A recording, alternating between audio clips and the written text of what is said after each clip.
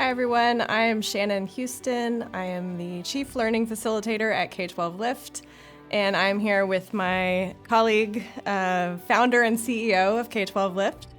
And today we're going to be talking about assessments. I heard a podcast recently that got me a little fired up, and I shared it with Sam, and today we're going to talk about what we learned, what we disagreed with, and go from there. You were listening to a podcast that lit you up a bit.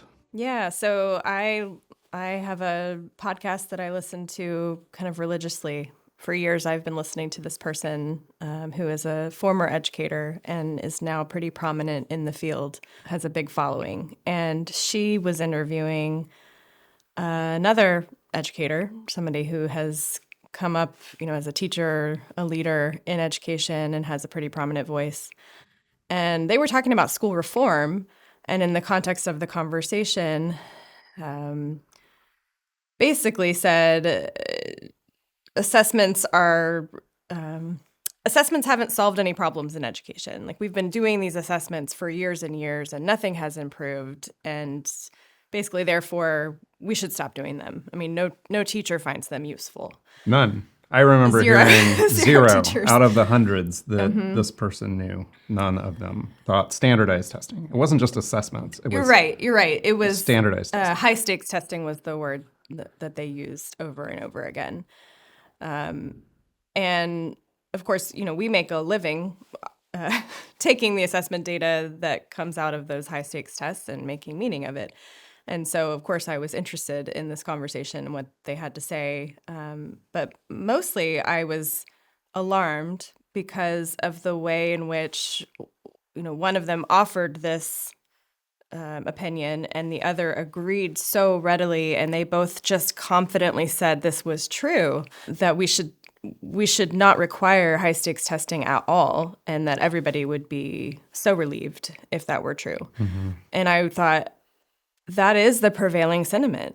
Like, otherwise they wouldn't say it that confidently, right? Like, nobody challenged anybody. They didn't have any actual data to back up the claim. It was just okay to let this float out there. And I was thinking about the hundreds of thousands of listeners who are going to hear this and think, yeah, we should stop doing that. Mm-hmm. So yeah, it got me a little lit up. Because it, of course, reminds me of the adage that we use a lot, which is the don't throw the baby out with the bathwater, right? So maybe there are some things that have come about from assessments that have been damaging. Without question. Without question. Right. We do too much of it to start. I mean, yeah. For the first bit. And I think we do spend too much time trying to figure out, and we heard this in our early days, like they really thought that we were there to help them improve their, I'm going to say, iReady scores, right? That particular district was using iReady star. It doesn't matter. I mean, the teachers really thought that our intent was to help them improve those scores. Right. And I realized that they were missing the nuance, which is we only want those scores to go up because we believe that they're a proxy of student mastery of the content that we have believed or come to believe is important for a third grader to know. But that's not what they were hearing or believing. They really thought it was about moving. How do I get these scores up? Yeah. And how do we get the teaching to be more compelling and engaging and effective? That's what it's about. And the assessment, to me, is measuring whether or not that's working, whether or not our teaching is resulting in more learning.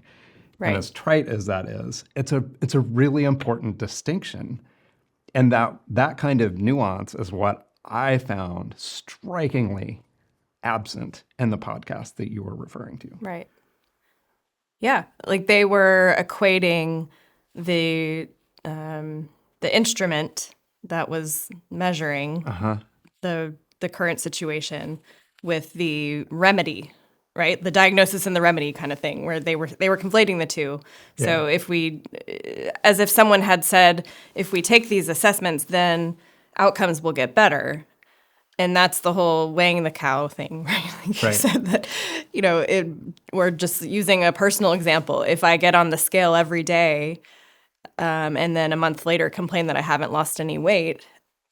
Of Throw course the I scale didn't. away. The damn scale. It's the scale. It Yeah. didn't work.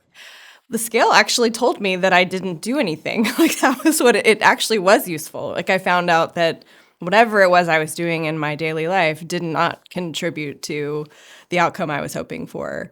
And that to that's me the seems piece. like helpful Right. feedback. Yeah. Right? I mean, I like the example that you're using there, the metaphor of the scale.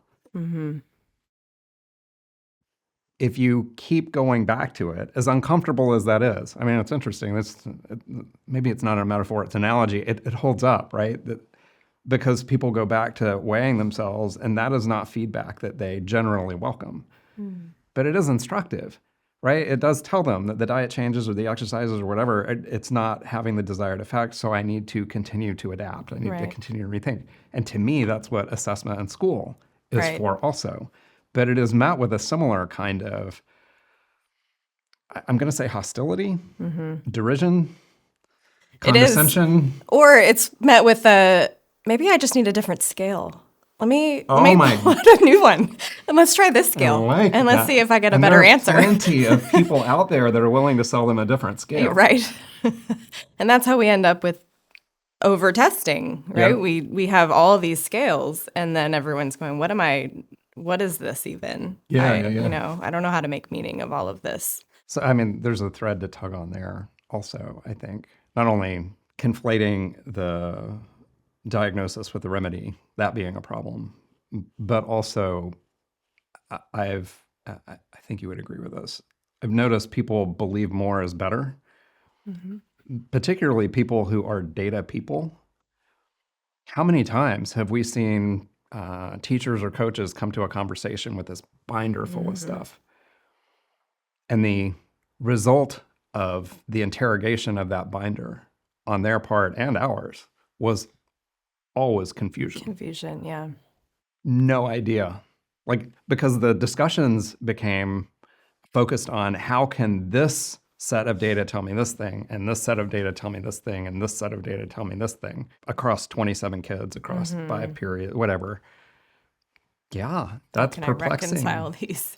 It's perplexing. And we could spend hours Right. trying to figure that out. Or we could go with one instrument that is credible, and not based on what we feel in our gut, but what we have seen in evidence. It's credible. And let's use that. Let's see what picture that paints and interrogate that. And as it turns out, it feels like that's what we do for a living, right? We're partly convincing people that less is more.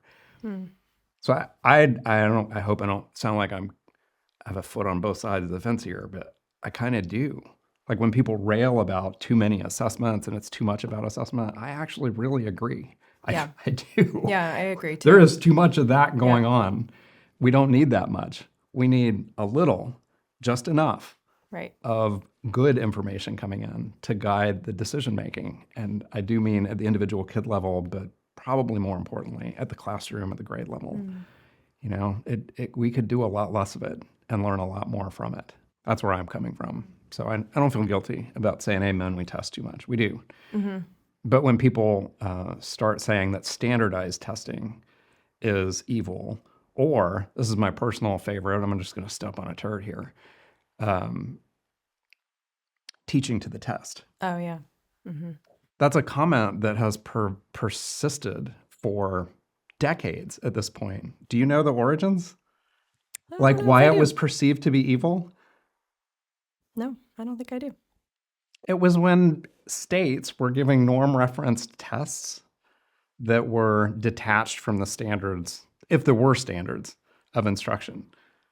So teachers were frustrated that the assessment by which they were being gauged, if you will, was not explicitly connected to what they were being told to teach. Okay. And so teaching to the test was, in fact, a departure, in some cases, from the standards. Right.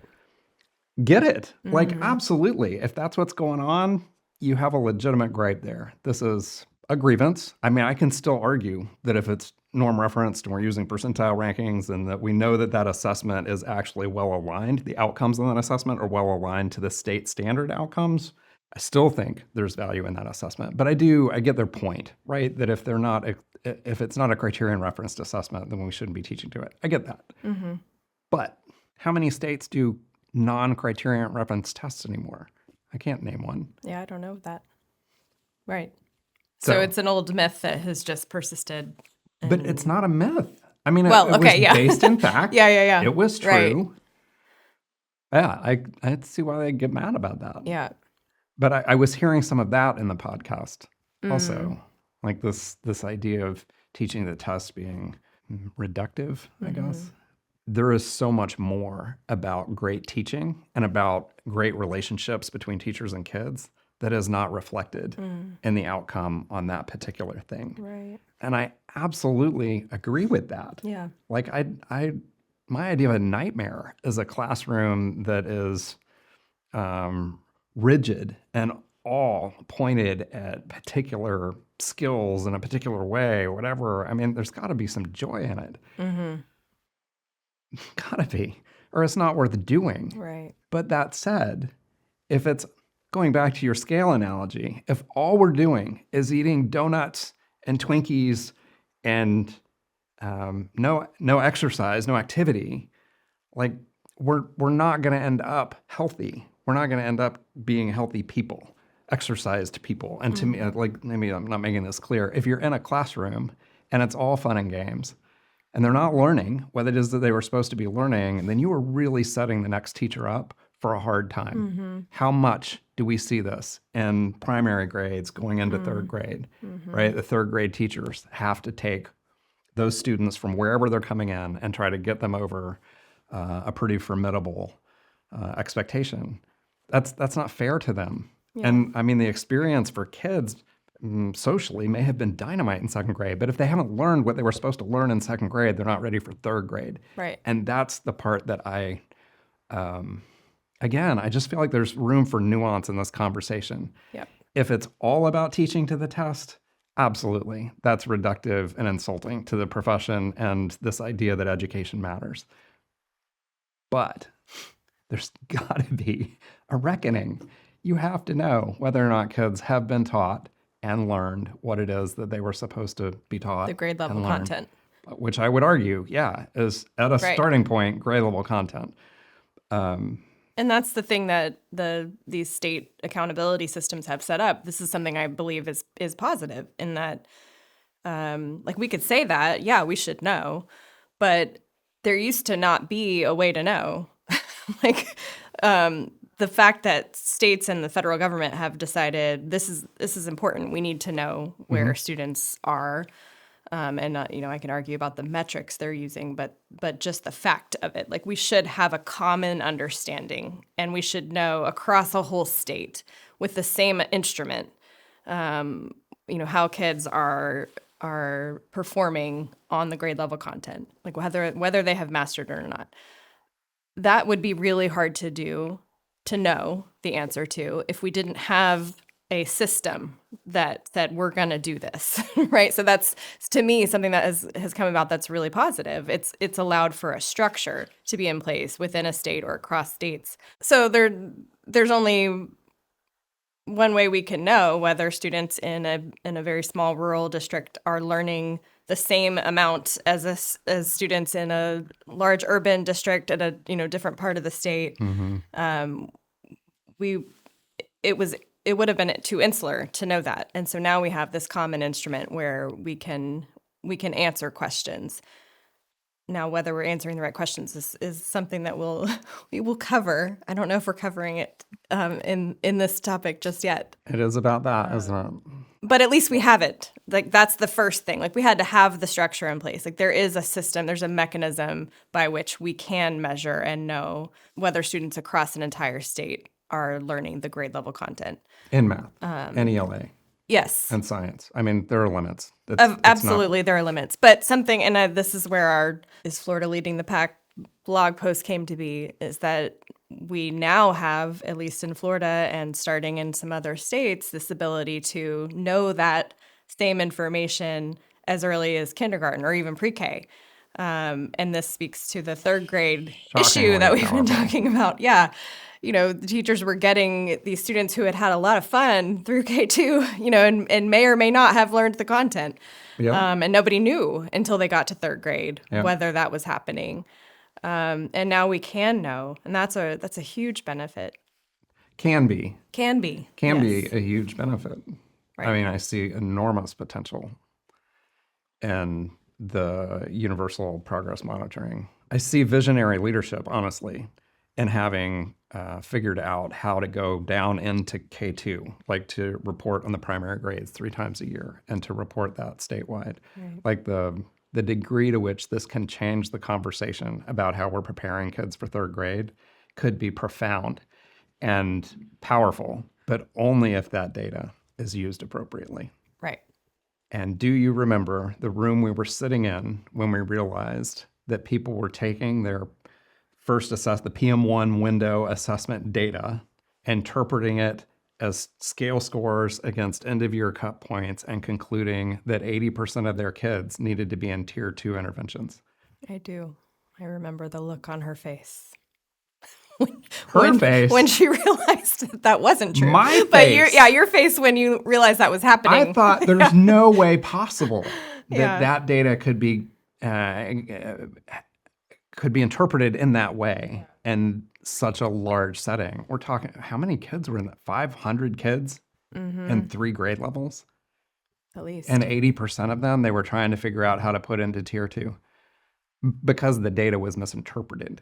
Right. And that's the part that makes me, on the one hand, it makes me really sad. And on the other hand, it makes me believe we're doing something of value here. Yeah. Like if people understand that's not how to interpret that data, that's probably pretty important. But the thing is, in most cases, they don't yet. We have For sure. we have been able to interact with many groups at this point and have learned in pretty much all of those cases, this is a well-kept secret. And so that means there are many, many more people out there who have no idea. And the fact that in and of itself, to me, reinforces why they're resentful of the assessments. Because they're interpreting it the way that they know how, and then it's bad information, and they're acting on it, and they're not getting the result they want. And so, they're thinking, this assessment hasn't helped anything. Of course. So it's like this doom loop that we're in, and that's why we're doing what we're doing. Like, we have to get the message out there, and this goes back to the don't throw the baby out with the bathwater. There's something really good here. It's just we got to figure out how to turn it so that it can be useful. Not even just interpret it so it's Right. useful. That's what I mean by turn. The Yeah. data in and of itself is actually really informative, but not if it's being interpreted incorrectly. Right. And where I thought you were going in the doom loop is that there's a level of common sense that enters into the equation where reasonable people, would say 80% of my students who were 60% on grade level at the end of last year cannot be in need of Tier 2 interventions this year. The only thing that happened was summer. Like, how can this possibly be true? There are people who then question the credibility of the instrument because that doesn't make any sense. Right. And again, it's not the instrument, it's the number that they're using, right? It's that they're using that scale score as opposed to the percentile ranking to put a fine point on it. So, But then there are people who are believing it, taking it at face value, and they're trying to explain it away by saying, oh, well, that must be summer slide. Of course, that's what's happening. So that's... We're going to talk about myths. Right. Exactly. So again, that it's like either camp you're in a doom loop. Right. I feel like I should explain my myth comment. Do you remember what the effect size of summer it's like is? 0.01 or something like that. Yeah. If you round to the nearest tenth, it's 0. 0, yeah.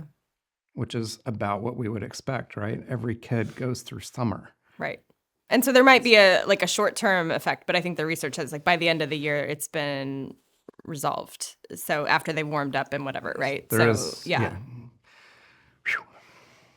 Yeah. All right, can we return to the things of the podcast that drove me crazy? Okay, sure. More assertions that were made that I found pretty easy to challenge in fact. So this notion that these standardized tests, and I think more broadly they were indicting the accountability systems that are associated with them, haven't done anything, haven't changed anything. That's just not true. I mean, I can name 2 examples. One of them is Florida. If you look at the NAEP data, 2000 to 2008, and sort of overlay what was happening from a policy standpoint, and then what was happening from a student achievement standpoint, they are absolutely related. No, I don't think any rational person could look at that evidence and say that these changes in policy, which included statewide standards, which included statewide assessments, the framework that you were describing, right? The capacity for us to answer the question, do students know grade level content or not? And is that getting better year over year? And then building that into, I think it was the first school accountability model. NAEP scores went way up. Yeah. Like Florida went from low in the national standings to a highly regarded state for public education. Are we perfect? Of course not. Right. Are we the best? No. Did we peak? We did. I got some opinions about that too, as to like why we haven't experienced a similar ascendancy after 2008, but clearly that happened. The second example, Mississippi, more recently. When did that start? 2013. I think, was when they leaned into the science of reading and this policy changes statewide. And they did the same thing. Like their fourth grade, particularly ELA scores, crazy improvement in a 6 or 8 year period. So I would challenge the point that these assessments and the accountability systems to which they're attached haven't accomplished anything anywhere. Right. That isn't fair. It's not. It's not true. Is it true that most of them have failed to live into their potential? Absolutely. And are there a million, not a million? Could we name a couple dozen reasons in terms of policy, in terms of design, in terms of intent or perceived intent that led to their failure to lead to the improvement that people had hoped for? Yeah, I think that's fair, right? That's fair criticism. I guess what I'm getting at is that in that podcast, it seemed like they were painting with such a very broad brush. Right. And the primary color was emotion. It wasn't Right. Evidence. And I sound like a robot when I say that, but I think you have to have both. Clearly, you have to have heart. But there wasn't nuance at all. Yeah. And that can be really dangerous. Nothing went challenged. Yeah. And I feel like that is sort of circling back on what we do and why. I hope that people leave our trainings, our interactions, feeling like we encourage being challenged. I mean, personally, us, like we want the conclusions that we are drawing from what we're looking at to be challenged. And we want to coach people on how to do that with each other. Right. Because you're stronger together, right? Each person's going to see something a little different. And if they feel comfortable enough to sort of lay it out there and make their argument and to be challenged, I think we can learn some things here. Right. But that doesn't happen in a conversation where somebody says something that feels good and the other one says amen. Like that's not an interrogation of the evidence, and I don't think it's as helpful. So that is the other thing I wanted to say about that podcast that lit me up. I agreed with a lot of their sentiment, understood where they were coming from with a bunch of it. Right. But they were missing some very important truths, in my opinion. Can I throw one more out there? Sure. They went on about how much money we spend on assessments. Have you heard this one? Yes. Do you know how much a state like Florida spends on statewide assessments? I don't. It's about $15 a kid. Okay. Maybe 20. Is that a lot? In states, or not a lot? Well, Shannon, I'd like some context. How would we contextualize that number? This is another thing that we do a lot, right? Right. Is that a big number? To be fair, sometimes it's $30 a kid in some states. Okay. It gets up that high. Do you remember what the FTE was in Florida 15 years ago? I don't know what it is now, but dollars per kid. You're asking me things I've never known the answer to. 7,000. Okay. Ballpark. Maybe That's how 8. much it costs to educate a child in a public school in a year. In Florida. And that In number is Florida. probably higher now. I haven't gone Yeah, and looked it I up. would imagine. But I mean, even if it's $8,000 or $9,000 ish, and by the way, Mm-hmm. that is on the low end of the spectrum nationally, like way, Oh, yeah, way yeah. low. I would think so. But let's say it's $9,000. Okay. And So let's as say a on the high proportion. end, they're spending $30. And admittedly, the $30 per kid is just what they're paying the vendor for the assessment, deployment of said assessment, deliverables, et cetera, et cetera. It doesn't account for the, couple dozen people at DOE that work around this and the people that are spending time in districts around assessment. It doesn't count that. But still, I mean, we're starting at $30 a kid Right. out of an expense that is $9,000 per kid. That was another example of, let's talk about how expensive this is. That's really interesting. And once again, context. Right. Context matters. Is that good? I don't know. It seems like $30 a kid to know whether or not the Yeah. other, what would that be? $7,970 we're spending is actually delivering the return in terms of learning. This seems like a good investment to me. We should probably know that, to your point. Like, as a state, we should know that. Right. And I think that, the whole conversation they were having was about school reform and like, what is it? And is reform a good thing or not? And I think the conclusion they were coming to is that reform is just nibbling around the edges and therefore it's bad. That was what I got from it. Like, we need like education's fundamentally broken. So we need to just throw it out and start over. It was like clean sheet. That was kind of the sentiment I was getting. Like, we're not being radical enough in how we improve schools. That strikes fear in my heart. And it's naive. I'm like, that's not the reality of how anything changes at scale. It does happen incrementally, usually. Usually when it's a whole scale change, it means there's been some dramatic takeover or a dramatic event that you probably wouldn't want to have. Like, for example, Hurricane Katrina. Okay, New Orleans education system completely different now than it used to be, but because of a horrible tragedy that happened, right? So it wasn't that they just decided one day, like, let's do this whole thing different. And so it felt a little naive to me. Like, nibbling around the edges is better than not nibbling around the edges. So even, I don't know, just like the whole purpose of them being there was that they're concerned, and I am too, about, students who are underperforming, historically underserved groups, students in high poverty, students of color who may not be achieving at the same rate, which is something, by the way, we know because of standardized assessments. We used to not, we knew, but we didn't really know. And one of the things that accountability systems brought to light was where the gaps are and that we should care about them. So that was, a reform that actually has some real benefit if it's used in the way that it can be used, right? So obviously it hasn't resulted in the kind of improvement or closing of gaps that we had hoped. But a lot of that, I feel like, is because of the misunderstanding of what good is. So for this leads to the one of the things that I think has been really harmful about accountability systems is the absolute dogged focus on this one goalpost. Oh my God. Of just like, it's a binary. Percent it's proficient, a percent proficient. Get kids over the fence. Just, if you just get them right over that one from this scale score to this scale score. I mean, it literally is 1 point from here to here, and then you've made it. That has been just so damaging in the end, right? Like, yeah, that's a useful metric in just, getting one lay of the land, but you have absolutely no idea what's happening to all of the kids on the tails. And even... And what do you mean by the tails? The students who are far below that goalpost and are not likely to get there in a year because it would be almost impossible, humanly, right?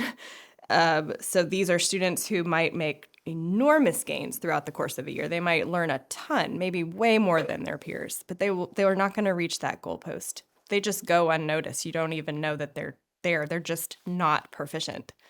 So it's the yes, no, and the binary. They're going into the no category. Then you have these students who are, high flyers. They for whatever reason, privilege or just a lot of effort, whatever reason, they are students who are above average. They get it. They kind of just come in with more content knowledge or a better grasp of the grade level standards. Or better test taking skills, whatever it is. They show up, as higher performing, but over the course of a year, they might drop and you wouldn't know it if they're still meeting that one threshold, which is actually not very high.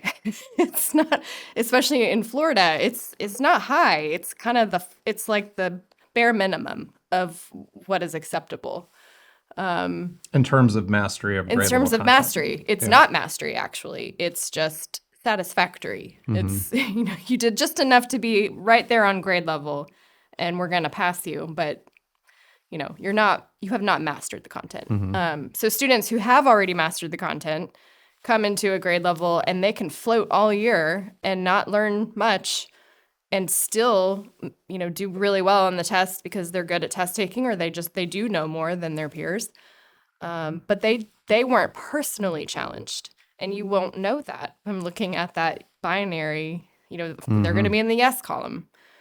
And then that kind of data is the thing we use to figure out what's working, right? Yes. What's working, what's a good school and not a good Right. school. Yeah, that frightening, startling to me that we are still doing that. But we do. It's the only way we do it.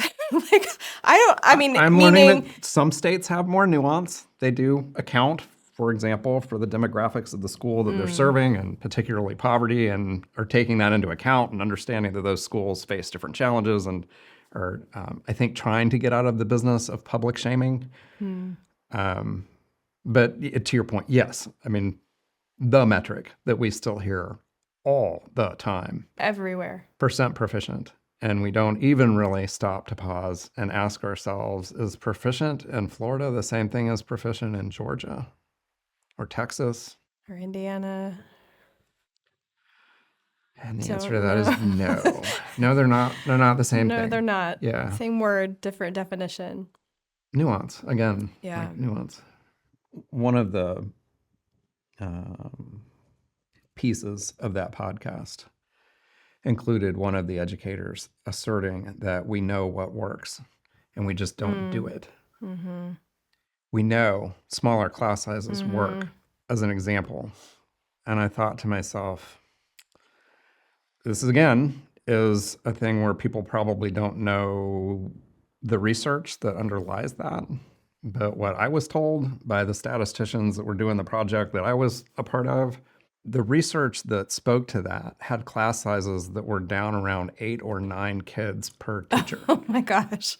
I did not know that, which is impossible. Utterly economically unsustainable. Yep. But you can find, again, because we have the data, you can find in Florida, for example, all kinds of teachers that are teaching 18, 20, 24, 28 kids and have remarkable growth. Yep. And I'm not talking about cherry picking. Yeah. It's possible. And my point is simply that the class size is not the determinant there. It is the quality of the instruction that's taking place in the classroom. Right. And is that harder? Does it take more skill in a circumstance where you've got 20 kids as opposed to 7? Of course it does. Right. Of course it does. Teaching is so much harder than people think it is. Right. Good teaching is so much harder than people think it is, but it's possible. Yeah. Right? And that's the part that I think when people say we know what works, I go right to, it's not common knowledge in the hearts and minds and sort of film strips and most educators' heads what dynamite tier 1 instruction looks like.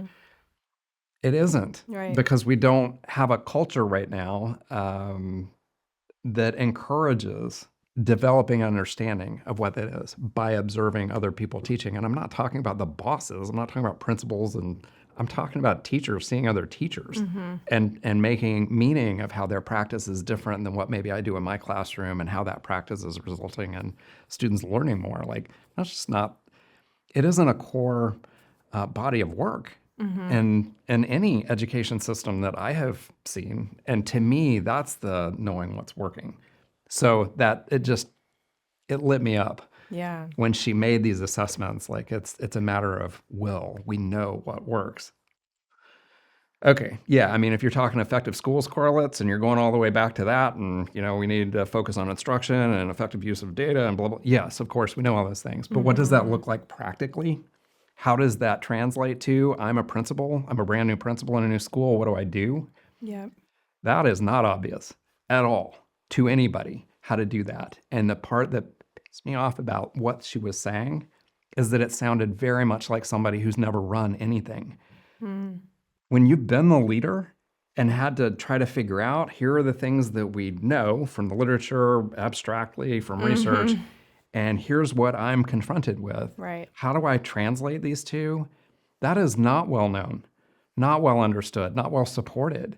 And I thought it was intensely unfair to the people who are going to work every day, trying to do really, really good work. And there are so many of them. It was an indictment of that effort. Like, you dumb people, we know what works. Why aren't you doing it? That was one of a dozen things that sent me to a not healthy place. I thought that was unfair. And again, unenlightened, uninformed.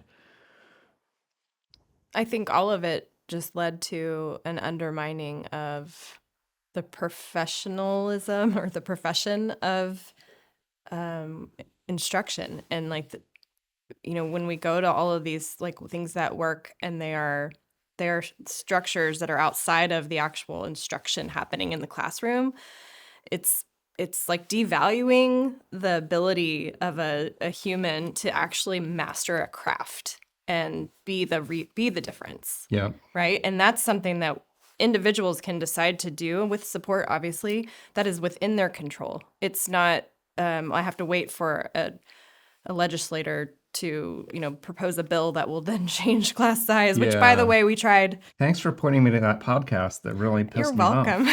Yeah, that was awesome. I wanted to share in that feeling, but I think it was telling and we needed to talk about it. I hope that this is helpful to others who might have heard it. I think it was a helpful vehicle in surfacing lots of things that should probably be talked about a little more carefully and a little more thoughtfully and with a little less emotion. And I get the need for emotion. I really do. You got to bring heart to it. But it was a useful exercise in being able to just pick apart what goes unchallenged in break rooms across America. Right.